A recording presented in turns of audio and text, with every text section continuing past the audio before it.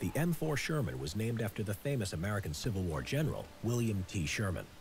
It would be more of a refined design than the M3, which was a stopgap and featured the same lower hull and suspension, but with a new upper hull. The first prototype, known as the T6, debuted in September 1941. The M4 Sherman was first rushed into production at the Lima Locomotive Works factory, intended for the British forces as Lend-Lease.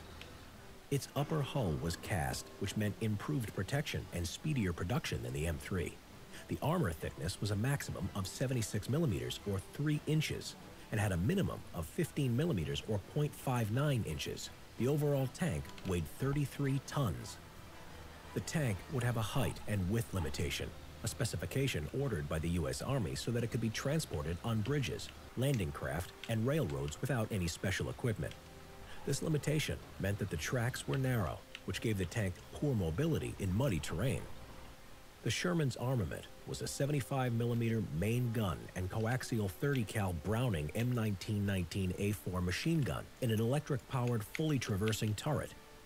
Another 30 cal machine gun was also placed in the hull, and a Browning 50 cal machine gun could be placed on top of the turret for anti-air and anti-personnel defense.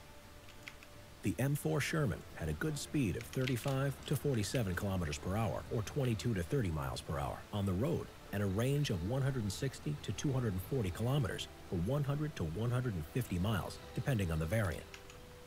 One praise from crews of the tank would be the ease of maintenance on the battlefield, especially compared to German tanks. Standardized production variations in the engines, and sometimes